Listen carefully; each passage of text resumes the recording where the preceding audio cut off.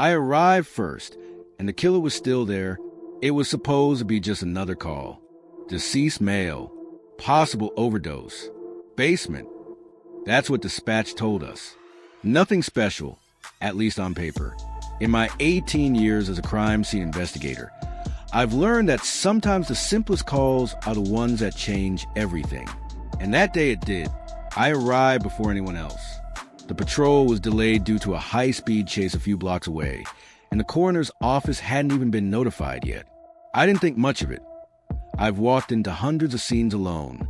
The address was a quiet suburban home. Curtains drawn. Silence heavy. Too heavy. The door was unlocked. That was the first red flag. I called out as I entered. Police. CSI. No answer. The house was eerily still, as if frozen in time. I remember the smell, not of decomposition, but of damp wood and something faintly metallic. Blood. You learn to recognize it long before you see it. I moved slowly, flashlight in hand, sweeping each room. The ground floor was clear. The living room looked lived in, not staged. TV remote on the armrest, coffee cup half full on the table. The kind of casual mess that told me whoever was here didn't expect company, or to die that night. I found the basement door slightly ajar. I announced myself again, louder. Still nothing. I started descending one step at a time. The stairs creaked, not because they were old, but because the silence was suffocating. That's when I felt it. That instinct. That gut feeling every seasoned investigator knows. I wasn't alone. The basement was dim. A single bulb hanging from the ceiling flickered like it was trying to warn me. In the corner, I saw him. The body, male, early 30s, slumped in a folding chair. Blood pooled beneath him, seeping into the cement. His throat was cut, deep and precise. Not an overdose, a murder. And then I heard it. Footsteps. Slow, deliberate, behind me. I turned, flashlight aimed, heart pounding in my throat. And there he was, a man mid-40s tall, thin, dressed in dark clothes, standing at the base of the stairs, staring at me, no weapon in sight, no expression, just calm, calculated silence. Don't move, I said, pulling my service weapon. Yes, even CSI carry, at least in Chicago, and especially if you've been around as long as I had. He didn't flinch. He just smiled. I was wondering when someone would show up, he said, voice low and unnervingly steady. You're earlier than I thought. I kept my distance, gun raised, hands where I can see them. He slowly raised his hands, palms out. That's when I noticed blood on his cuffs. Fresh, still wet. I radioed for backup, my voice calm but my hands sweating. Every second stretched like an eternity. I couldn't take my eyes off him, not because I was afraid he'd run, but because of how utterly not afraid he was. That's what shook me. You work crime scenes, right? He asked, eyes locked on mine. You see what people do to each other? I didn't answer. I knew better than to engage. He chuckled. I wanted to see how long it would take someone like you to figure it out. He deserved it, you know. I glanced at the victim again. No sign of struggle. No defensive wounds. No overturned furniture. It was clean, controlled. And then I realized this wasn't spontaneous. It was staged. This man wanted to be caught. Or worse, he wanted to be seen. You're not going to shoot me, he said, stepping closer. You need your evidence, right? He was right. I wasn't going to shoot unless I had to. But I was ready. He stopped just inches from the beam of my flashlight. I could see now his pupils were dilated. Adrenaline, maybe drugs. But his calm demeanor didn't match the chaos of the scene. Minutes later, patrol arrived, guns drawn. He dropped to his knees without resistance. No fight, no fear.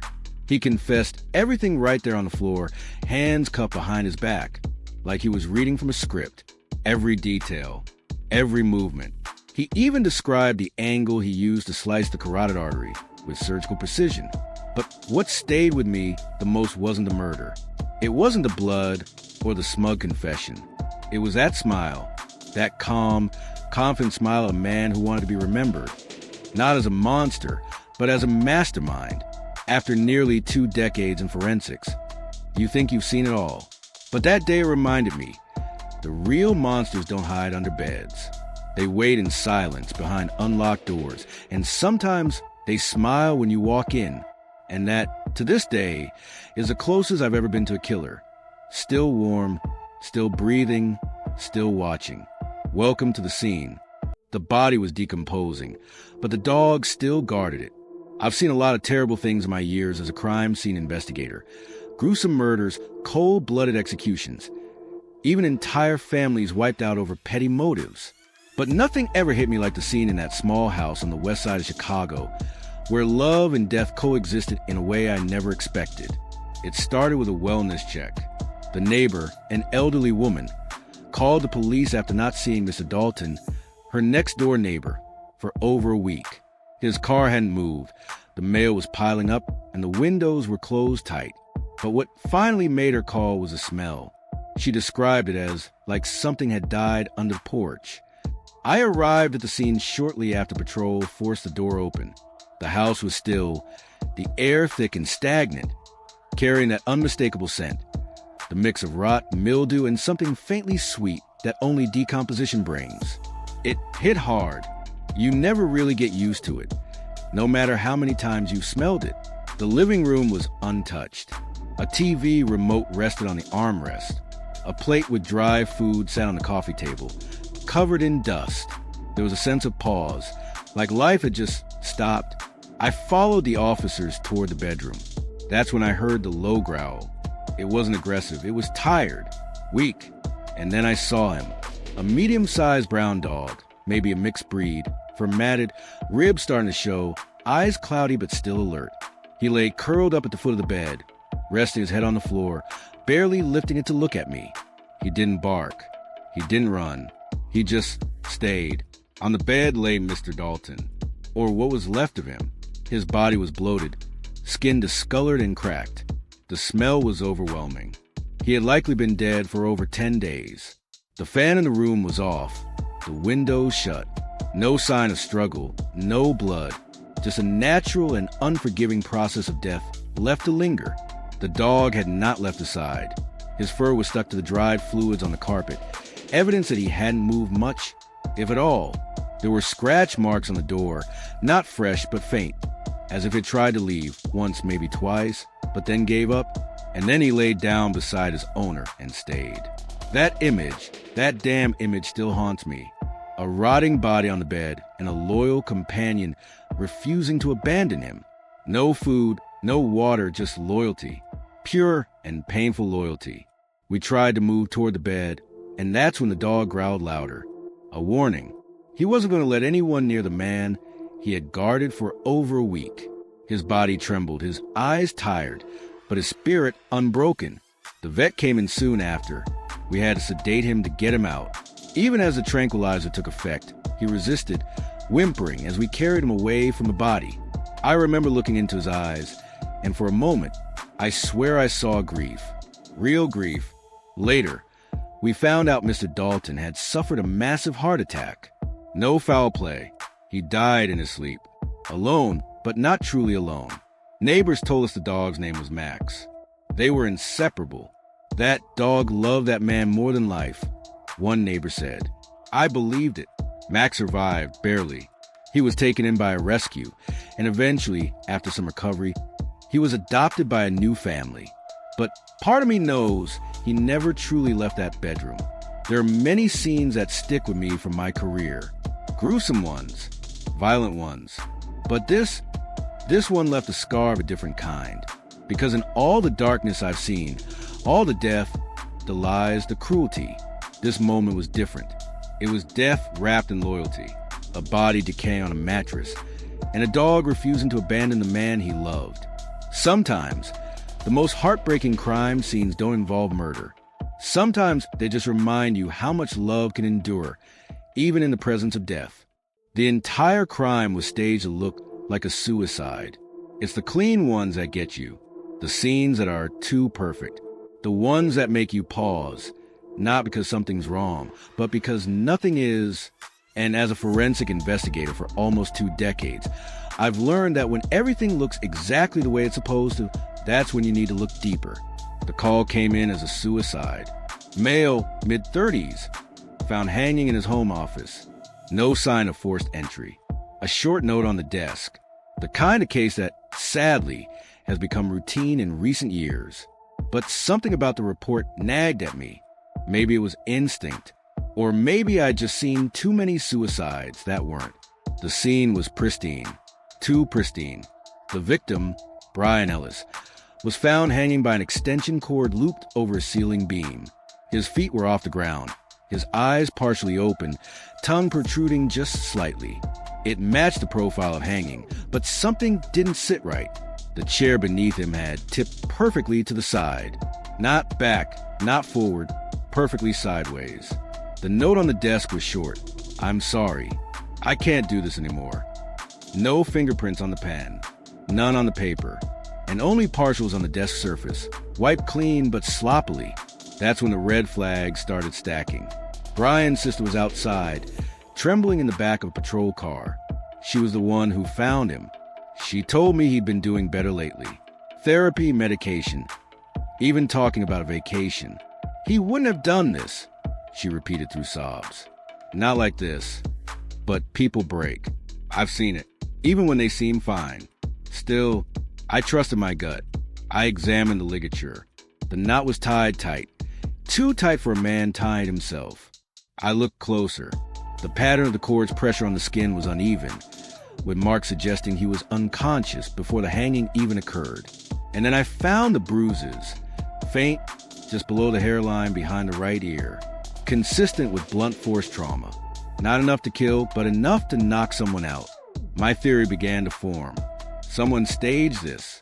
Someone knew enough to simulate a textbook suicide, but they missed the little things. The angle of the bruises, the height of the ceiling beam, the way the chair had landed. And then I found the glass.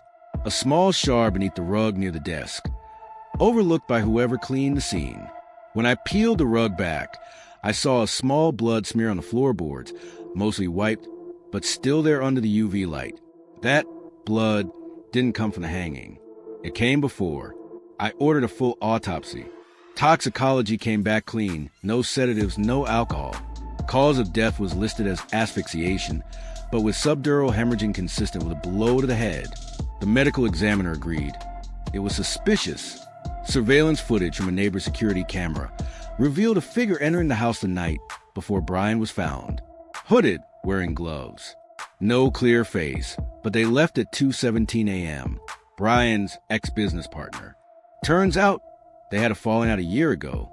A bitter lawsuit. Brian was about to win it. The emails we found, deleted but recovered, showed threats, anger, desperation. When we brought him in, he denied everything. Smug, confident, until we showed him the shard of glass with Brian's blood and his fingerprint on it. He cracked. It wasn't rage.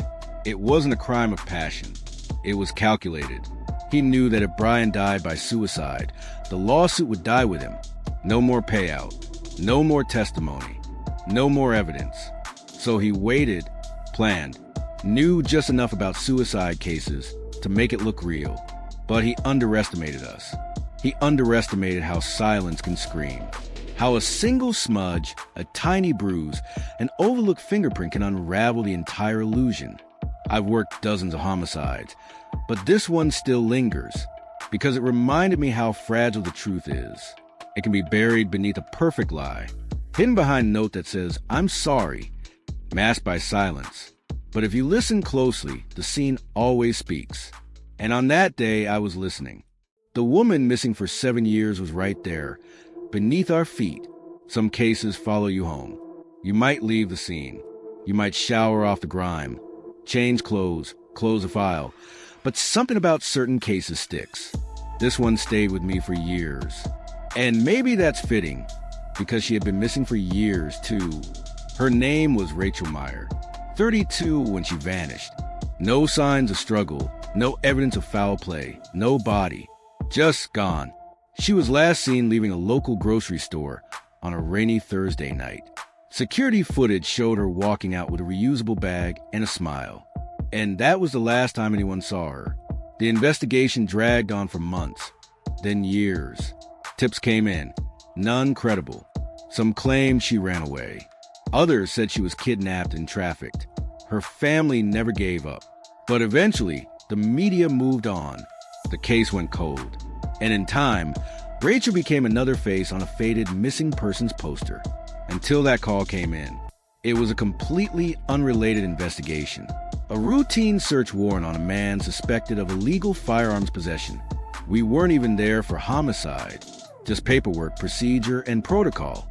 His name was Walter Green, quiet, mid-60s, lived alone in an old house outside town, retired mechanic. No real priors. Nothing that screamed danger. The house was cluttered but organized, like someone who hoarded with purpose. Old tools, stacked boxes, handwritten labels on everything. He seemed harmless. Nervous, sure, but not violent. While officers handled the warrant, I started examining the garage. It was oddly sterile. Tools aligned perfectly. The floor had been poured over with fresh cement, but not recently. Maybe 5, 6 years ago. It caught my attention. Not because it looked suspicious, but because it looked intentional. People don't redo garage floors just for fun. I asked Green about it. He mumbled something about fixing crack and water damage. His eyes darted away when he spoke. My gut twisted. We brought out the ground-penetrating radar. Standard in situations like this when something feels off. And that's when the anomalies lit up. A dense patch beneath the slab. Human-shaped. We cut through the concrete. What we found stopped everyone cold. Wrapped in an old bedsheet, curled in a fetal position, was the skeletal remains of a woman. Long brown hair, still clinging to the scalp. Jewelry on her wrist. A delicate bracelet engraved with the name Rachel. It was her. Rachel Meyer had been under that man's garage for 7 years. Beneath toolboxes, beneath his daily routines, beneath the feet of countless officers when they first visited his home during the initial investigation. We had been standing over her the whole time. He confessed later. Flat, emotionless. Said they had met online, had a brief relationship. She broke it off. He didn't take it well. That's all he gave us. No tears, no remorse. Just facts. He killed her in his living room. Panicked, didn't know what to do. He poured a drink, watched TV while her body lay there. Then, that night, he dragged her out to the garage, dug a hole, and buried her. A week later, he poured concrete over the grave like sealing a secret. He lived above her, slept peacefully every night, knowing what was beneath him. I remember Rachel's mother when we told her, the way her knees gave out, the way she whispered. I always knew she didn't leave us. I knew closure isn't always peace. Sometimes it's pain in a different shape, but it's something, it's truth. I still think about that garage. How quiet it was, how calm, and how, for 7 long years, a woman's story lay in silence. Beneath oil-stained spare tires and denial. We weren't even supposed to find her that day. But fate, or maybe justice, has a strange way of guiding hands that are paying attention. So now, every time I step onto a concrete floor, I wonder what's beneath it. And I listen, because sometimes the missing never really leave. They're just waiting to be found. The killer left an invisible trail of scent. You can clean a crime scene. You can bleach the walls, scrub the floors, replace the carpets. But there's one thing most killers don't account for: scent. It was a crisp autumn morning when I got the call. A woman in her late 20s, Jessica Dalton, had been reported missing 3 days earlier. Her boyfriend claimed she went out for a walk and never came back. The police did a preliminary sweep of the house and found nothing alarming. No signs of forced entry, no blood, no broken items. Just a quiet house, a shaken boyfriend, and a cold trail. But something about the boyfriend's calmness didn't sit right with me. When I arrived at the house, I noticed the air. It was too sterile, like someone had overcleaned it. The floors were freshly mopped, the trash bins empty and scrubbed. Even the drains smelled of bleach. That's not how real people live. That's how people hide something. Still, there was no physical evidence to hold him. That's when I brought in one of the most underappreciated assets in forensic work, the cadaver dog. Her name was Luna, a Belgian Malinois with years of experience. She found bodies buried 10 feet deep, remained sealed in walls, and even tracked decomposing tissue in open fields. She worked with precision and, more importantly, with instinct. As soon as Luna entered the house, her posture changed. Tail stiff, ears alert. She began sniffing obsessively along the baseboards, circling to the living room and into the hallway. Then she stopped cold in front of a locked door. The basement. The boyfriend hesitated when we asked for key, said it was just storage. But his hand shook when he reached for the ring. We opened it. The scent hit me first, faint but unmistakable. That subtle, sweet, metallic tinge that you only recognize after years on the job. Not blood, not rot, but decay trying to hide. The basement was spotless. Concrete floor, old paint cans, organized shelves. But Luna fixated on a specific patch of wall near a broken shelf. She barked once, sharp, urgent, and pawed at the corner. I got closer. That section of drywall had been replaced. Poorly. We removed it carefully. Behind the wall was a shallow crawl space, and inside, Jessica, wrapped in a tarp, positioned with disturbing care, almost like she was sleeping. Her face was partially preserved, enough for us to confirm identity. But it was the smell that had given her killer away. Not a scent a human nose could fully detect. But to Luna, it was loud, screaming, unavoidable. The boyfriend broke under interrogation. He admitted he'd killed her in a fit of rage during an argument, strangled her. Panicked, he tried to clean everything, washed the sheets 3 times, used industrial-strength bleach. He even left all the windows open for days. But what he didn't know is that death leaves a signature, invisible, persistent, especially to a dog trained to find the dead. Luna found what science almost missed. This wasn't the first time since solved the case. I've seen dogs track blood droplets through rain, find tissue buried under snow, and detect decomposition that no lab could quantify. It's humbling, really, how a creature relying on instinct can see what we, with all our machines, sometimes can't. I'll never forget the look on his face when Luna barked at that wall, as if she had pulled his guilt straight from the shadows. And every time I walk into a scene now, I breathe deeper, because sometimes the air carries truth. You just have to know how to listen to it. Or let someone who does lead the way. The only witness was a parrot. You get used to silence in crime scenes. The eerie calm, the stillness of a room where life was violently interrupted. It becomes routine. But that day, I walked into something I'd never forget. A murder scene where the silence was shattered by a voice that wasn't human. It started like any other case. A 58-year-old man, Gregory West, found dead in a suburban home. Single gunshot wound to the chest. No forced entry, no stolen items, no signs of struggle. He was discovered in his recliner, TV still on, drink in hand. Almost peaceful, if not for the blood pooled under him and the smell of gunpowder that still lingered in the air. Neighbors heard nothing. The house was well insulated. But one neighbor said something strange. Greg was always talking to his bird. That parrot of his never stopped squawking. That stuck with me. When I entered the home, the first thing I noticed, aside from the body, was the parrot. Bright green and red. African gray. Perched inside a large cage near the living room window. As soon as I stepped in, it cocked its head and stared at me. And then it said, "Don't shoot. No. Stop." I froze. The officers froze. It was clear, not just words. Tone, panic, desperation. It repeated, "Stop it, Greg. No, please. No." The hair on my neck stood up. Parrots mimic what they hear. But they don't just repeat, they capture emotion, inflection. They absorb the atmosphere around them. That bird wasn't just making noise. It was replaying trauma. We took audio recordings of the bird's phrases. The voice it mimicked wasn't Greg's. It was someone else's.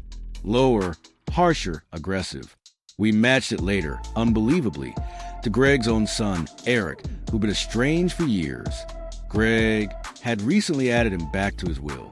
No one thought much of it, but now everything changed. We brought Eric in. He denied everything, claimed he hadn't seen his father in months. But when we played the Byrds recording for him, something changed. His face went pale. His jaw clenched. You could see the recognition in his eyes, not just in the words, but in the tone. We ran a voice stress analysis using the parrot's mimic recording. It wasn't admissible in court, of course, but it was enough for us to get a warrant. That's when things started unraveling. We found the shirt he wore that night. Tiny blood splatter under the collar, almost microscopic. Gunshot residue on the sleeves. And a single text on his phone from a week prior, unsent. He's giving it all to me. Finally, Eric confessed under pressure. Said he didn't mean to kill him. It was an argument. He wanted more from the will. Greg refused. Things escalated. The gun was just to scare him, he said. But one shot ended everything. He forgot about the parrot. We often think of witnesses as human, but the truth is, crime scenes talk in their own ways. Through smells, through silence, through stains, and sometimes through creatures that simply listen. I still think about that parrot. The way it mimicked those final moments, looping them like a ghost stuck in time. It didn't know it was helping us. It just repeated what it heard.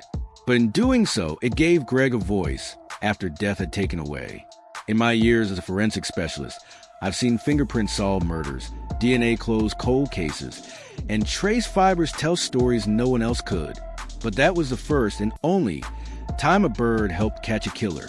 So now, whenever I enter a room and hear an animal speak, I stop and I listen, because you never know what or who it might be trying to tell you.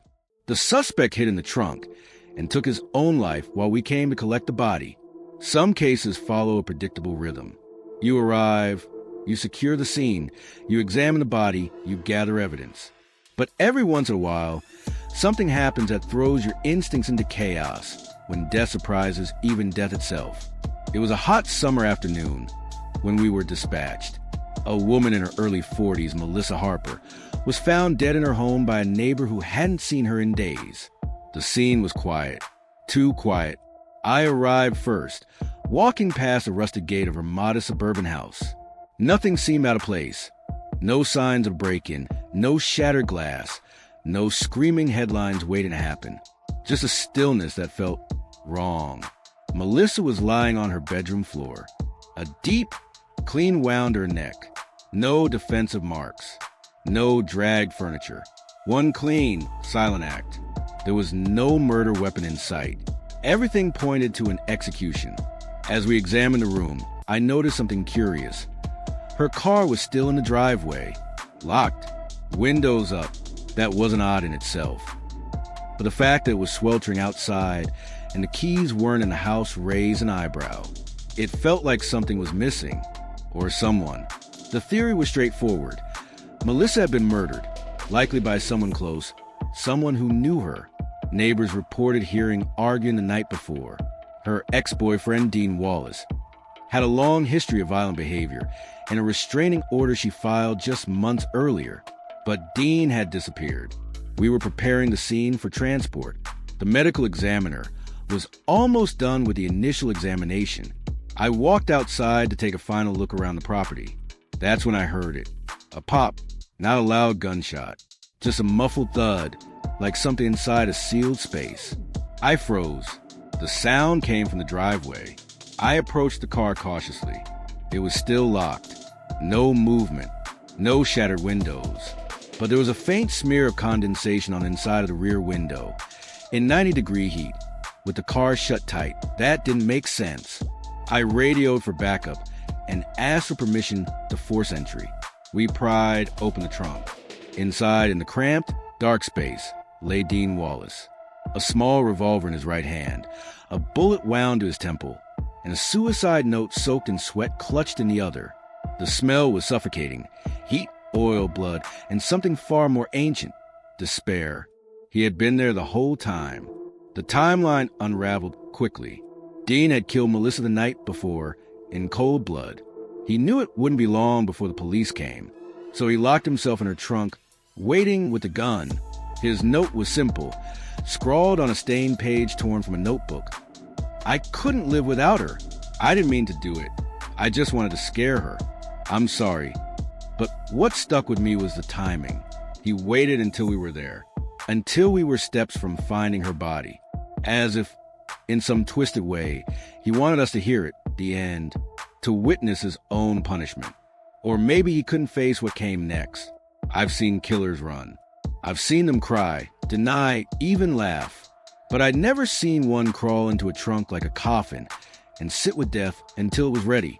What haunted me most wasn't the scene itself. It was the idea that we might have driven that car, with his body hidden just feet away. If we hadn't heard that final sound, he almost vanished with her. But the dead, they leave echoes, sounds, shadows, warnings. And sometimes one quiet pop is all it takes to reveal the final truth. That day changed how I approach every crime scene. Because now, I always check the silence. And I always check the trunk. The scene was so perfect, it looked like a movie, and it was... Some crime scenes feel scripted. But this one, it was...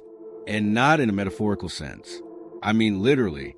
A murder staged with the precision of a film set, down to the lighting, the camera angles, and even the soundtrack. It started on a Tuesday. We were called to an abandoned theater just outside the city, an old Art Deco style building from the 1950s that had long since shut down, boarded up and forgotten. But someone had broken in, and someone had died. When I walked in, it felt surreal.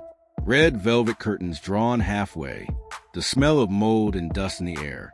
Spotlights, functioning, somehow, casting sharp shadows across the stage. And in the center of it all, a body, laid out dramatically, like a final act frozen in time. The victim was a young man, mid-20s, dressed in a tailored suit. He lay on his back, eyes open, one hand across his chest, the other stretched toward the audience, as if reaching out for applause he would never receive. Blood pooled beneath him, theatrical in appearance, but very real.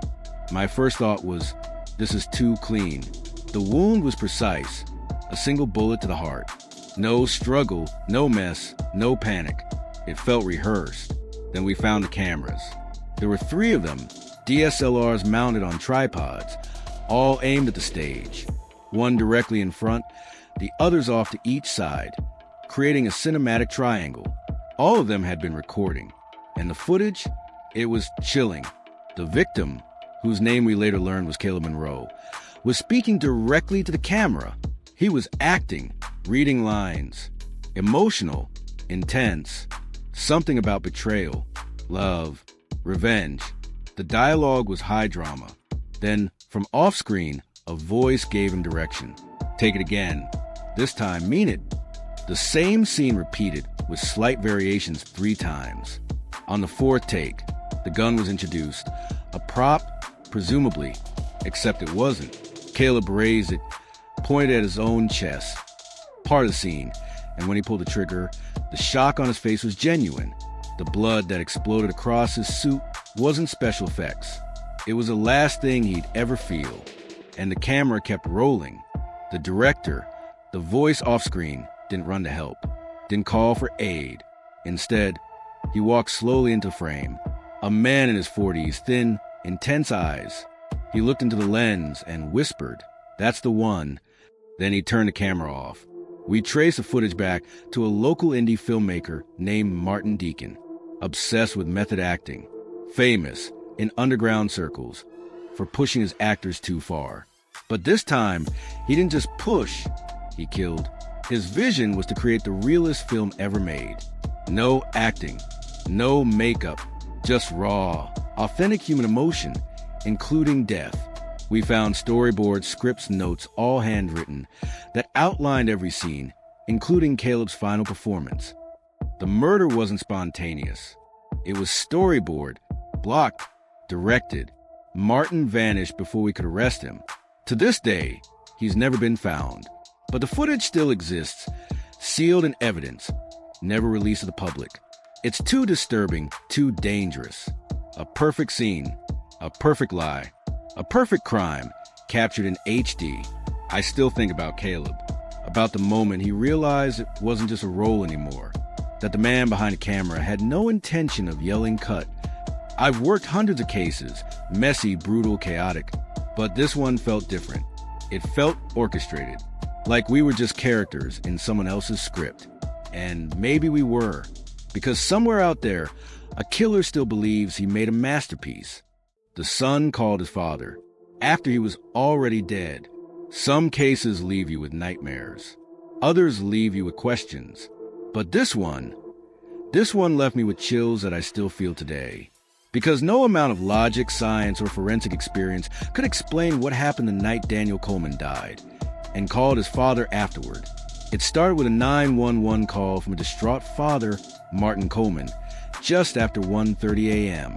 He said his son had called him, whispered something unintelligible, and the line went dead. The strange part? Daniel had been reported missing earlier that day, hadn't been seen since leaving a friend's house 36 hours prior. We traced the number. It had come from Daniel's own phone.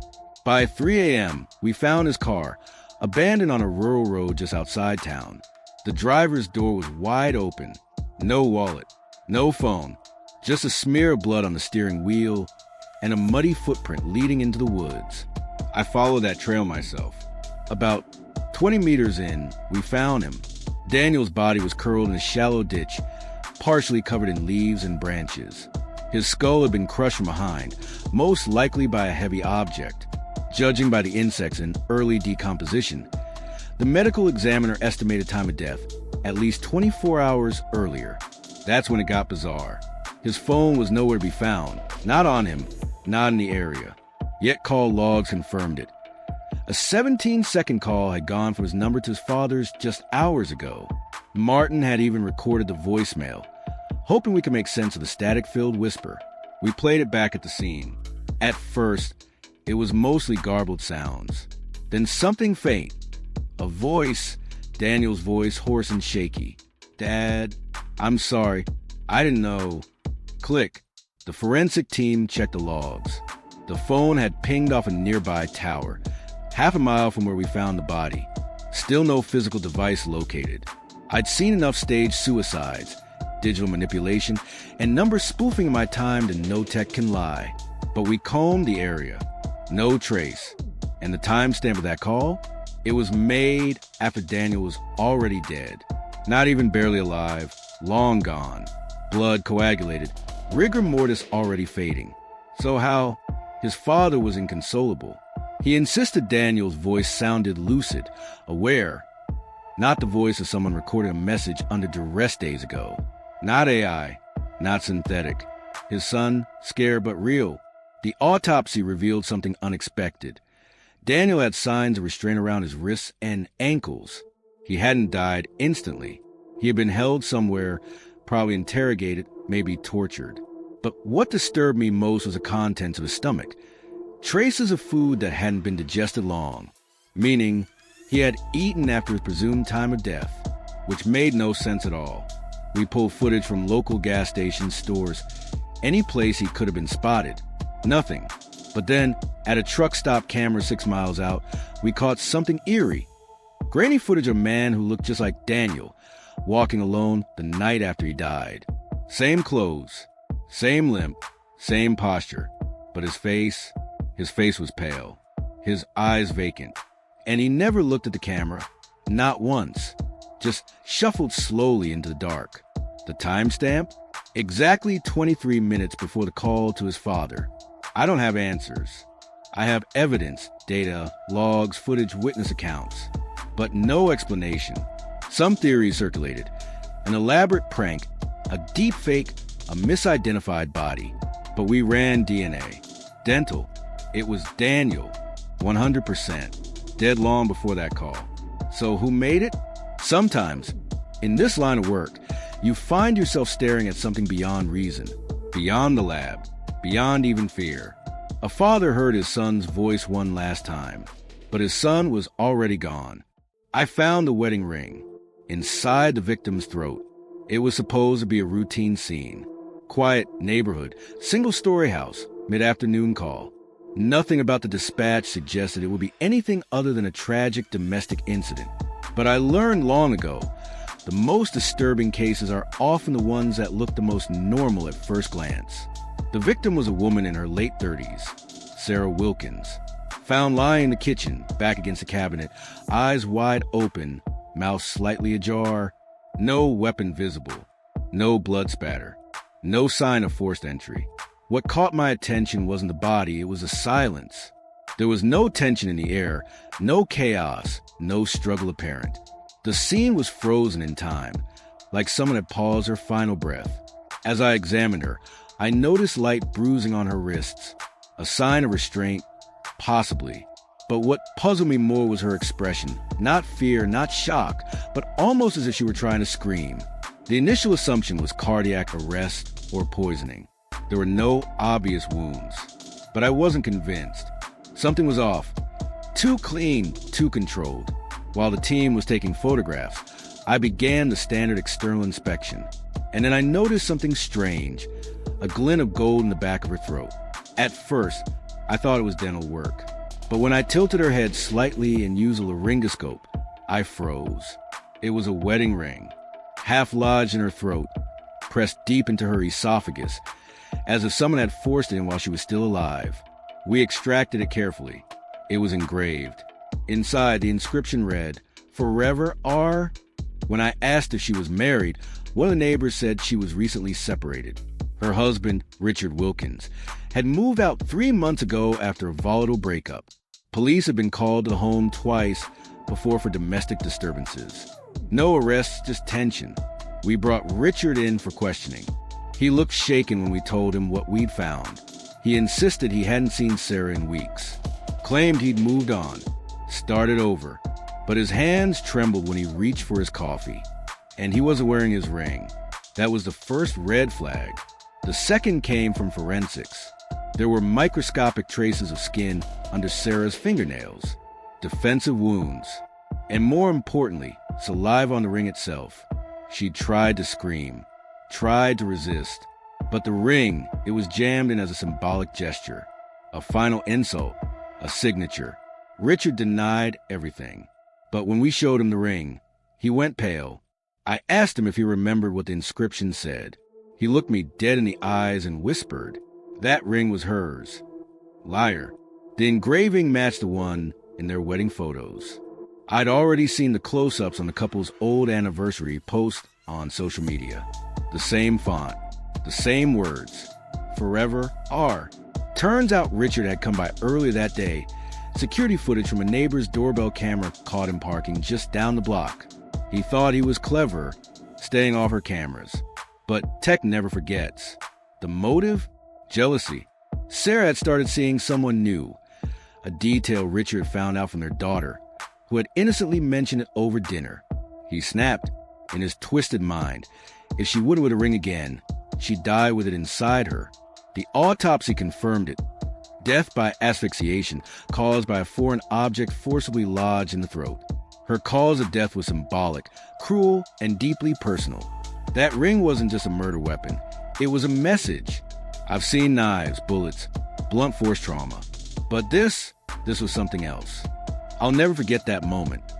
Pulling a gold band from a cold throat, still faintly warm from her last breath. A silent scream frozen in time, sealed by the same symbol that once meant love. Love didn't kill her. Obsession did.